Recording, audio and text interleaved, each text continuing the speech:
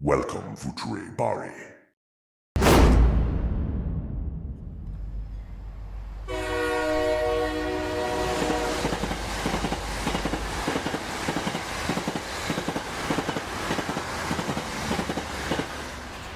যাক বাবা, কোনো রকমে একটা সিট পাওয়া গেল। ভেবেছিলাম আজ বোধহয় ট্রেনে দাঁড়িয়ে এই পথ পেরোতে হবে। বেলা দুপুর, ভ্যাপসা গরমে জীবন বিপর্যস্ত। অপ্রয়োজনে বাড়ি থেকে বেরোনোর প্রশ্নই আসে না। যাচ্ছি উদয়পুর। সেখানে একটা স্টেশনে চাকরি হয়েছে, টিকিট ক্লার্ক পোস্টে। হেড অফিস থেকে ফোন এসেছে, কাল সকালেই জয়েনিং। কি আর করা, নিতান্ত বাধ্য হয়ে এই বেলায় ট্রেনে উঠতে হলো। ভেবেছিলাম রাতের বেলা ঠান্ডা হাওয়া খেতে খেতে যাব, কিন্তু সে আর কপালে ধরল না। ইন্টারনেট ঘেঁটে দেখি রাতের বেলা উদয়পুরগামী কোনো ট্রেন নেই। এই ভর দুপুরে একটা এক্সপ্রেস ট্রেন আছে, সেটাতেই উঠে পড়লাম।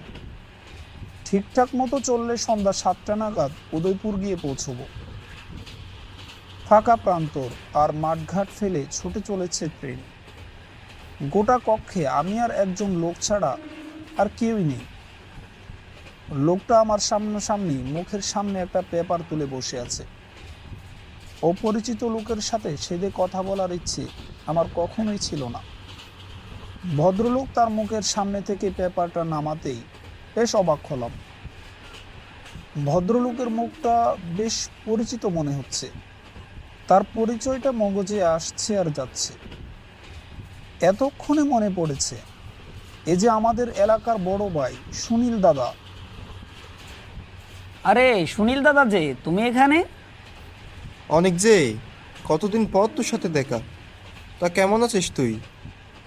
এই তো চলছে বেশ। তা তুমি কেমন আছো? এই তো চলে যাচ্ছি। তা জব টব কিছু করছিস নাকি? হ্যাঁ দাদা, কোনো রকমে একটা চাকরি জুটেছে, উদয়পুর স্টেশনের টিকিট ক্লার্ক। কালকেই জয়েনিং, সেখানেই যাচ্ছিলাম। বাবা, কনগ্রাচুলেশন। থ্যাংক ইউ দাদা। তোমার মতো তো আর এত বড় চাকরি, লাখ টাকা মাইনে পাওয়া সম্ভব না।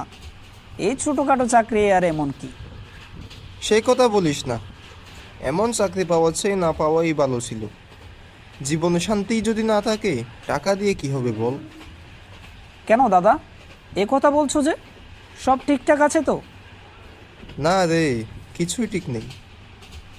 মাস দুয়েক আগে মায়ের অসুখ, বিলেতে চিকিৎসা করালাম, লাখ টাকা খরচ করলাম, কিন্তু মাকে বাঁচাতে পারলাম না। গত মাসে আমার একমাত্র ছেলেটারও এক বিরল লোক ধরা পড়ে। দেশের এত এত হসপিটালে ঘুরলাম, কিন্তু শেষমেশ ছেলেটাকেও বাঁচাতে পারলাম না। এখন আমার কিছুই নেই রে, কিছুই নেই। কি বলছো দাদা, কিভাবে হলো এসব? হ্যাঁ, সবই আমার কর্মফল। অসৎ পথে উপার্জিত টাকা বেশি দিন থাকে না। আমার সাজানো গোছানো সংসারটা তছনছ হয়ে গেল। আচ্ছা সুনীল দা, তুমি ভেঙে পড়ো না। উপরওয়ালা যা করেন মঙ্গলের জন্যই করেন। তুমি নতুনভাবে শুরু করো। ছোটোখাটো একটা ব্যবসা শুরু করেছি, দেখি কপালে কি আছে।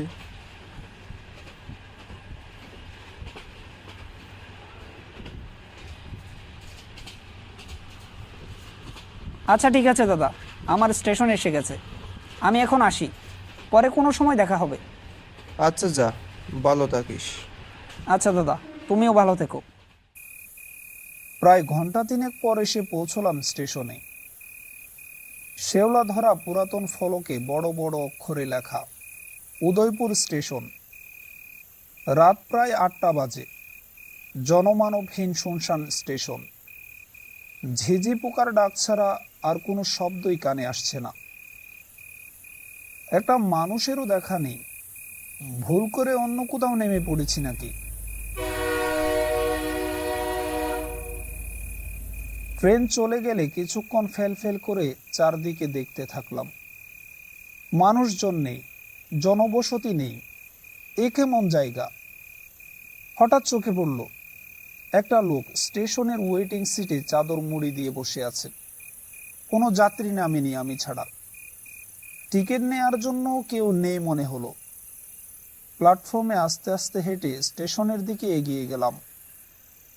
বলা বাহুল্য, খুব হতাশ হয়ে গেছি। এমন একটা অখাদ্য নির্জন স্টেশনে আমাকে থাকতে হবে ভাবতেই পারিনি।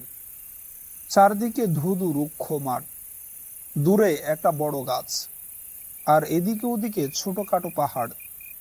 পাহাড় না বলে অবশ্য টিলা বলা যায়। রেল লাইনটা এই মাঠ পেরিয়ে দিগন্তে গিয়ে মিশেছে। কেমন একটা শূন্যতা খা খা করছে চারপাশে। লোকটিকে দেখে একটু মনে সাহস সঞ্চার হলো। তার কাছে গিয়ে বললাম, আচ্ছা, স্টেশন মাস্টার বিমল রায় কি আছেন, নাকি কোয়ার্টারে চলে গেছেন? চলে যাবেন কেন? তিনি তার রুমেই আছেন। আপনি কোথা থেকে এসেছেন? আগে কলকাতা থেকে। আমি এই স্টেশনের নতুন টিকিট ক্লার্ক। অমনি ভদ্রলোক একটু ইতস্তত হয়ে বললেন, তা আগে বলবেন তো, আমি এখানে আপনার জন্যই অপেক্ষা করছি। বিমলবাবু বলেছেন আপনাকে কোয়ার্টারে নিয়ে যেতে। কাল সকালে অফিসে যেতে বলেছে। ও আচ্ছা, চলুন তবে কোয়ার্টারের দিকে যাওয়া যাক। আচ্ছা বাবু, চলেন। লোকটিকে নিয়ে কোয়ার্টারের উদ্দেশ্যে চললাম। প্রতিমধ্যে জিজ্ঞেস করলাম, আচ্ছা, এই স্টেশনে নেমে তেমন তো কোনো মানুষ চোখে পড়লো না, কেন বলুন তো? পাড়াগাঁয়ের স্টেশন, তেমন কোনো যাত্রী থাকে না। মাঝে মধ্যে দু একটা মালগাড়ি আর কয়েকটা এক্সপ্রেস ট্রেন আসে। ও, তা আপনার পরিচয়টাই তো জানা হলো না। আমি বিষ্ণু কাপালিক, এই স্টেশনের ক্লিনার পদে আছি। আচ্ছা, মোট কতজন আছেন আপনারা? আমি আর স্টেশন মাস্টার বিমলবাবু ছাড়া আর কেউ নেই। আপনি যুক্ত হলেন আজ থেকে। ও আচ্ছা। লোকটা একটু বাচাল স্বভাবের। গোটা রাস্তা হাবিজাবি গল্প বলতে বলতে কান ঝালাপালা করে দিয়েছে। এসব শুনতে শুনতে কোয়ার্টারের সামনে এসে দাঁড়ালাম। দুতলা দালানে শেওলার আস্তরণ জমেছে। সরকারি কোয়ার্টার। ভেবেছিলাম হয়তো জরাজীর্ণ কোনো দালান হবে। না, স্টেশনটা যেমন তেমন, তবে কোয়ার্টারটা মোটামুটি ঠিকই আছে। লোকটার সাথে কোয়ার্টারে প্রবেশ করলাম। দেখলাম মোটামুটি গোছানো একটা ছোটখাটো রুম, একজন থাকার জন্য যথেষ্ট বলা চলে। বিছানায় এসে বসলাম। সারাদিনের ক্লান্তির পর বিছানায় এসে বসতেই গা যেন মিলিয়ে যেতে চাচ্ছে। শরীরটা বড্ড ম্যাচম্যাচ করছে। ব্যাগটা এক জায়গায় রেখে হন্তদন্ত হয়ে বিছানায় শুয়ে পড়লাম। ক্লান্ত শরীর বিছানার ছোঁয়া পেতেই ঘুমে আচ্ছন্ন হয়ে গেল। বাবু, আপনার খাবার। বাবু। ঘুম ভাঙল স্টেশনের সেই লোকটি, অর্থাৎ বিষ্ণুবাবুর ডাকে। উফ বাবা, জ্বালিয়ে মারলো দেখছি। একটু শান্তিতে ঘুমোতেও দেবে না দেখছি। সে কখন থেকে কর্কশ গলায় ডেকে চলেছে। বিরক্ত হয়ে বললাম, দাঁড়ান, আসছি। এই যে বাবু, আপনার খাবার। কি দরকার ছিল এত রাতে খাবার আনার বলুন তো? আমি তো এমনিতেই ঘুমিয়ে পড়েছিলাম। তা কি করে হয় বাবু? আজ আপনার চাকরির প্রথম দিন। এমনিতেও রাতের বেলা উপোস করা ভালো নয়। আচ্ছা ঠিক আছে, ওটা এদিকে দিন। খাবার দাবার শেষ করলাম মাত্র, কিন্তু খাবার পর থেকে শরীরটা কেমন যেন লাগছে। মনে হচ্ছে এক্ষুনি পড়ে যাব। শেষমেশ ধপাস করে মাটিতে পড়ে গেলাম। চোখ খুলতে নিজেকে আবিষ্কার করলাম ঝোপঝাড় মতো স্যাঁতসেঁতে একটা জায়গায়। রাত এখন গভীর। চারপাশে ঝিঝি পোকার আওয়াজ, একটু পরপর পেঁচা ও শিয়ালের ডাক পরিবেশটাকে আরো নির্জন এবং ভুতুড়ে করে তুলেছে। উঠে দাঁড়াবো এমন সময় আমার সামনে এসে দাঁড়ালো বিষ্ণু। ওর কর্কশ গলায় বলে উঠল, দাঁড়া, ওখানেই দাঁড়া, আর এক পাও এগোবি না। সে কি, আপনি তুই তুকারি করছেন কেন? ও আচ্ছা, দাঁড়ান, শুদ্ধ করে বলছি। আমি এখানে আসলাম কিভাবে, আর আপনি এখানে কি করছেন? আমি তো এখানেই থাকি, ভাবলাম আপনাকেও নিয়ে আসি। এ কেমন অভদ্রতা? কাউকে এভাবে না বলে তুলে আনাটা উচিত না। বলে কয়ে কি এখানে আনা যায়? মানে কোথায় এটা? জমের টেরা। সে কখন থেকে উল্টাপাল্টা বকে যাচ্ছেন? ফাজলামো বাদ দিয়ে কে আপনি বলুন তো? দেখতে চাস আমি কে? দেখলাম ধীরে ধীরে প্রকাশ পেল তার আসল রূপ। একে মানুষ বলা যায় না। তার গলায় একটা কাটা দাগের ক্ষতচিহ্ন কালো হয়ে জমাট বেঁধেছে। তার চেহারা বিবর্ণ। তার অক্ষিকোটরে চোখের বদলে কালো গর্ত আর বিশ্রী অবস্থা দেখে বুঝতে পারলাম আমি কোনো প্রেতাত্মার খপ্পরে পড়েছি। আমাকে ছেড়ে দিন প্লিজ, দয়া করে আমাকে ছেড়ে দিন। ছেড়ে দেব? আপনি আমার কাছে কি চান? আজ থেকে 3 বছর আগে আমি এই স্টেশনে কাজ করতাম। এই কম আয় দিয়ে দিনে এনে দিনে খেয়ে সংসার চালাতে কষ্ট হয়ে যেত। তাই ক্লিনারের পাশাপাশি আমি টিকিটও বিক্রি করতাম, কালো টিকিট।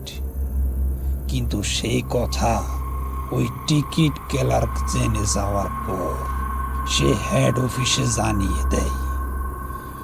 তখন আমার চাকরি চলে যায়। তারপর কত অফিসের দরজায় দরজায় ঘুরেছি, কিন্তু কেউ আমাকে চাকরি দিতে রাজি হয়নি। তারপর আর কি, খেতে না পেয়ে অসুখে আক্রান্ত হয়ে ধুকে ধুকে মরেছি। আমার পরিবারের কি হয়েছে তাও জানি না।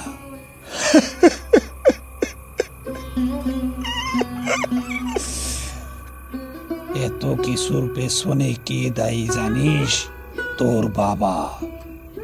শুধু তোর বাবা দায়ী। কি বলছেন কি এসব? আমার বাবা আসলো কোত্থেকে এখানে? তোর বাবাই ছিল সেই টিকিট ক্লার্ক। তোর বাবাকে তো পাইনি, কিন্তু তোকে পেয়েছি। আজ আমার মৃত্যুর প্রতিশোধ নেব, সেই পুরনো প্রতিশোধ, যেই প্রতিশোধের আগুনে আমি আজও জ্বলছি। দেখুন, আমার বাবার তো কোনো দোষ ছিল না। আপনি কালো টিকিট বিক্রি করেছেন, সেটা অন্যায় ছিল বলেই আমার বাবা হেড অফিসে জানিয়েছিল। পেটে ক্ষুধা থাকলে ন্যায় অন্যায় বোঝা যায় না। আজ যেইভাবেই হোক তোকে আমি মারবই। বুঝতে পারছি এখান থেকে পালিয়ে যাওয়া উচিত, কিন্তু পালানোর কোনো পথ নেই। এই জঙ্গলের অচেনা অন্ধকার পথ। আর কোনো কিছু না ভেবে প্রাণপণ দৌড়তে লাগলাম। যা হবার হবে। এই প্রেতাত্মার কাছে জীবন দেওয়ার চেয়ে অন্ধকারে দৌড়ানো ঢের ভালো। অন্ধকারে কোথায় হাঁটছি কিছুই জানি না। ছুটতে ছুটতে হঠাৎ কিছু একটা হুচুট খেয়ে পড়ে গেলাম। জ্ঞান ফিরতেই নিজেকে একটা শক্ত পাতের উপর আবিষ্কার করলাম। সামনে পুলিশি হলুদ কার্ডে লেখা এন্ট্রেন্স রেস্ট্রিক্টেড। পুরো স্টেশন জুড়ে গাছ আর লতা পাতা বংশ বিস্তার করেছে। স্টেশনের পাতগুলোই মরীচিকা ধরেছে। কতদিন ধরে এই স্টেশন বন্ধ করে আছে তা বলা মুশকিল। গতকালের সেই বেঞ্চ আর স্টেশন মাস্টারের কোয়ার্টার, কিছুরই আজ অস্তিত্ব নেই। চারদিকে শূন্যতা বিরাজ করছে। গতকাল যা দেখলাম তা কি সত্যি, নাকি কোনো মায়াজাল? যে মায়াজালে বিভোর হয়েছিলাম কাল সারা দিন রাত, এটা যেন রহস্যই থেকে গেল।